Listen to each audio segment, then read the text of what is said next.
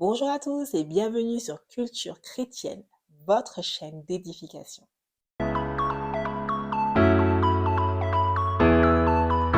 Et on va voir ensemble trois vérités sur la prière en langue. Alors, la première vérité, c'est que celui qui prie en langue s'édifie lui-même. Donc, pourquoi prier en langue? D'accord? Parce que c'est une langue qu'on ne comprend pas, une langue qui est intelligible, etc. Donc, pourquoi la pratiquer au quotidien? Vous savez, moi, avant, pour ma petite expérience, j'étais dans une église où on priait pas beaucoup en langue. Vraiment, je prie en langue vraiment quand c'était des moments intenses, voilà, dans l'esprit, où il y avait des moments intenses, en tout cas dans l'atmosphère, etc. C'est là que j'étais poussée à parler, à prier en langue et tout à l'église. Et je suis partie j'ai changé d'église. Et donc, je suis partie dans une autre église où bah, là, on priait tout le temps en langue. Mais avant ça, voilà, parce que je saute des étapes. Avant ça, j'ai connu un groupe de prière où dans ce groupe de prière, on parlait énormément en langue. Et c'était un groupe de prière vraiment où on priait vraiment beaucoup en langue, etc. Et je me rappelle de dire à une de mes sœurs, mais attends, on fait que prier en langue, c'est bon, oh là là, tu vois, c'est... Mais je me rendais pas compte que le fait que en fait, je n'avais jamais autant prié en langue depuis que j'étais entrée dans ce groupe. Et ma vie spirituelle a pris un coup, un impact. Elle a changé aussi avec ces temps de prière en langue. Parce que plus je priais beaucoup en langue dans le groupe, et ensuite maintenant dans ma vie personnelle, dans mes temps personnels avec le Seigneur, je prie aussi énormément en langue. Euh, donc j'ai vu quand même l'impact du fait de prier constamment en langue. Mais moi, je ne comprenais pas pourquoi on devait prier. Des fois, on faisait une réunion d'une heure, en une heure, on faisait que de la prière en langue. Je dis, mais c'est bon, quoi, je comprends pas. Vraiment, hein, je comprenais pas, je voyais pas l'intérêt. Mais je sais que ça me faisait du bien, en fait. Je sais que ça me faisait du bien, mais je ne comprenais pas et vraiment, je voyais pas l'intérêt. Et je regardais plutôt plusieurs vidéos sur YouTube d'hommes de Dieu qui priaient énormément en langue, pourquoi la prière en langue elle est importante. Et c'est là que j'ai compris que le fait de prier en langue, la Bible va dire dans 1 Corinthiens 14, au verset 4, celui qui parle en langue s'édifie lui-même, celui qui prophétise édifie l'Église. Donc, celui qui parle en langue s'édifie lui-même. Lorsque je parle en langue, lorsque je prie en langue, je m'édifie moi-même. Donc, je me construis. Donc, c'est comme une maison, un édifice, une maison qu'on construit, une maison qu'on bâtit. C'est pareil. Lorsque tu bâtis une maison, tu vas commencer à poser les fondements et puis elle va grandir, elle va s'édifier, elle va s'édifier, elle va se construire, elle va grandir. Et l'apôtre Paul va dire aux Corinthiens, lorsque vous priez en langue, vous êtes en train de vous édifier vous-même. C'est vous-même que vous êtes en train de bâtir. C'est vous-même en tant que chrétien, en tant que croyant que vous êtes en train d'édifier. Et ça, c'est vraiment ce passage, cette portion d'écriture, moi, elle m'a vraiment impacté. Parce que je me dis, ok, d'accord. Lorsque je prie en langue, quand même, je m'édifie. Il se passe quelque chose. C'est pas, il se passe rien. C'est qu'il se passe quelque chose. Donc, il est important de prier en langue pour s'édifier soi-même, pour se construire et se bâtir dans ta vie spirituelle. Et tu verras que lorsque tu vas beaucoup, beaucoup prier en langue, tu vas être beaucoup plus sensible au Saint-Esprit. C'est pas pour rien que l'apôtre Paul va dire au verset 14, car si je prie en langue, mon esprit est en prière, mais mon intelligence demeure stérile. Ton esprit est en prière lorsque tu pries en langue. Tu vois, ton être intérieur, ton esprit, lui, il prie, il prie, il prie, il prie. Et ton intelligence n'intervient pas dans tout ce qui est spirituel. Donc, c'est important de pouvoir prier en langue. Je t'invite, mon frère, ma soeur, même si tu commences à dire des petits mots, et tu te demandes, mais c'est quoi? Qu'est-ce que je suis en train de dire?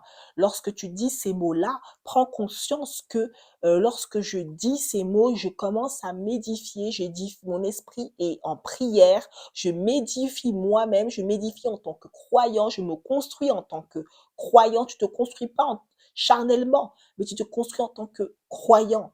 Et c'est ça qui est fort. Vous savez, on fait des études. On va au collège, lycée, université, fac, etc.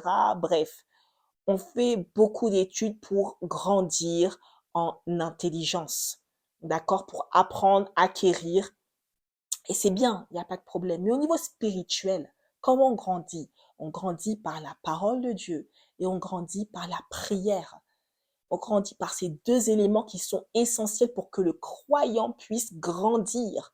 Il faut qu'il médite la parole, il n'y a aucun problème, mais aussi qu'il prie énormément.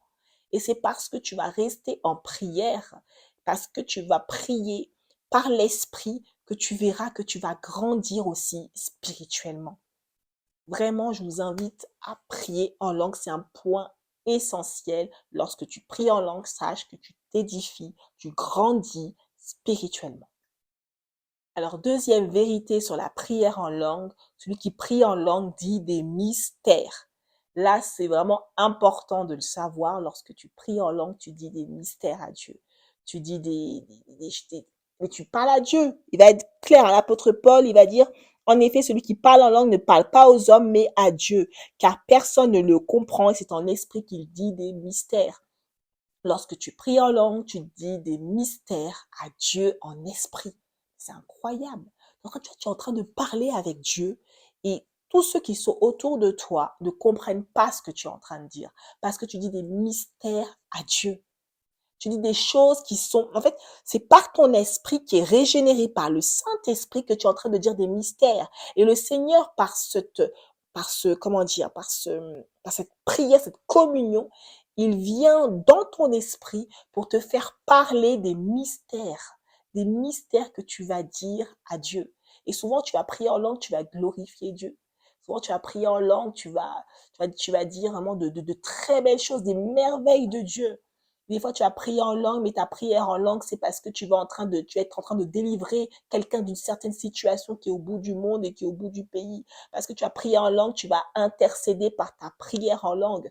Tu vas pouvoir faire énormément de choses lorsque tu pries en langue, des choses que toi-même, tu n'as pas consciente que tu peux dire ou que tu peux faire.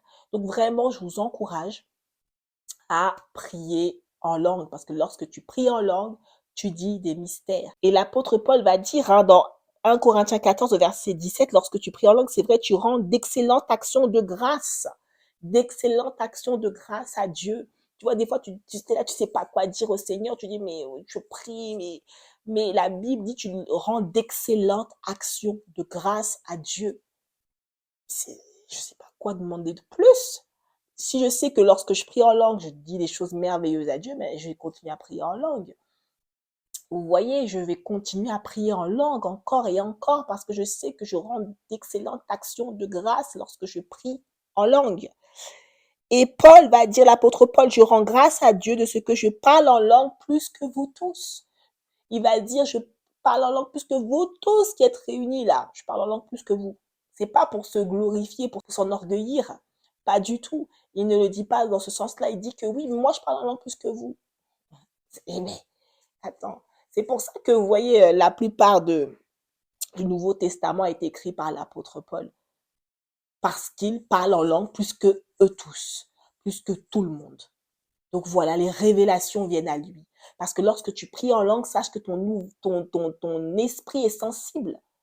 Et tu vois les gens qui ont des révélations au niveau du prophétique, ils prient énormément en langue. C'est pas pour rien que l'apôtre Paul va comparer les dons des langues et la prophétie. Il va les mettre en comparaison. Pourquoi? Parce que l'un va avec l'autre souvent. Il va même dire à ceux qui prient en langue d'interpréter ce qu'ils sont en train de dire. Donc, c'est important, lorsque tu pries en langue, tu vas dire des mystères à Dieu et tu vas t'édifier. Donc, on a vu premier point, la vérité sur le parler en langue. Le premier point, c'est que lorsque tu pries en langue, tu t'édifies. Deuxième point, lorsque tu pries en langue, tu dis des mystères à Dieu. Et ça, c'est vraiment important. Et j'aimerais revenir sur ce point-là pour dire que dans nos églises aujourd'hui, on le lit dans 1 Corinthiens 14, il y a des gens qui vont venir voir et qui vont dire, mais attends, ils sont en train de prier en langue, ça fait un peu barbare, on comprend rien à ce qu'ils sont en train de dire, etc. Donc, On est clair, on a dit que le premier point, c'est lorsque tu pries en langue, tu t'édifies toi-même. D'accord? Tu n'édifies pas l'Église. Lorsque je prie en langue, je suis pas en train d'édifier l'Église. Je suis en train de m'édifier moi-même. Donc ça, c'est vraiment important parce que l'apôtre Paul écrit ce texte aux Corinthiens. Pourquoi? Cette lettre plutôt aux Corinthiens parce que les Corinthiens étaient vraiment l'église où il y avait le plus de dons spirituels. Hein. C'est pas pour rien. Et on se rend compte aussi à travers ses écrits que il semble qu'il parlerait beaucoup en langue dans l'assemblée, beaucoup en langue dans l'église, ce qui créerait des désordres. Il dit qu'il y a des non-croyants qui viennent à l'église et qui, quand ils entrent, ils se disent ah, attends, c'est qui ces barbares? On comprend rien. Et vraiment les appeler barbares. Ces gens, on comprend pas ce qu'ils disent parce que lorsque tu pries en langue dans l'église et que vous êtes plusieurs à prier en langue, il faut savoir que ceux qui ne prient pas en langue, ceux qui sont dans l'église et qui ne sont pas encore bien convertis, hein, mais ils viennent et tout ça, ils vont vous prendre pour des fous. Et ça, il faut l'entendre et il faut en être conscient. Hein. Lorsque je prie en langue et qu'il y a mon frère qui est assis à côté de moi dans l'assemblée, il ne comprend pas ce que je dis, il me prend pour un fou. Même ceux qui croient en parler en langue, lorsqu'ils entendent un autre parler en langue, et qui va être assez intense, ils disent oh là là, qu'est-ce qui, il va avoir des pensées comme ça. Dire la vérité, il va peut-être avoir des pensées, je comprends pas ce qu'il est en train de dire, ça me gêne, ça me dérange, etc. Donc c'est pour ça que, en fait, lorsque tu pries en langue, tu n'édifies pas l'autre, tu t'édifies toi-même. Mais tu vas édifier l'autre lorsque tu vas commencer à interpréter ce que tu dis en langue. C'est là que ton parler en langue est utile pour l'Église.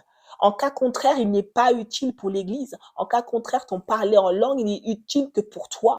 Donc vraiment, je vous invite à chercher l'interprétation de ce que vous dites en langue pour pouvoir édifier l'autre qui est à côté de vous. Voilà, ça c'est vraiment important de le savoir. Donc, on arrive à la fin de notre émission, à la fin de Culture chrétienne, votre chaîne d'édification. Donc, on se retrouve prochainement pour une nouvelle émission, un nouveau thème. Donc, je t'invite à t'abonner, à t'inscrire et à partager la vidéo avec plusieurs et surtout à prier en langue parce que lorsque tu vas énormément prier en langue, tu vas voir qu'il y a beaucoup de choses dans ta vie spirituelle qui va changer. Donc, je t'invite vraiment, mon frère, ma soeur, lorsque tu es chez toi, à prier en langue. On se retrouve prochainement pour un nouveau thème, une nouvelle émission. À bientôt sur Culture chrétienne et n'oublie pas de partager, de t'abonner pour ne pas rater une prochaine émission.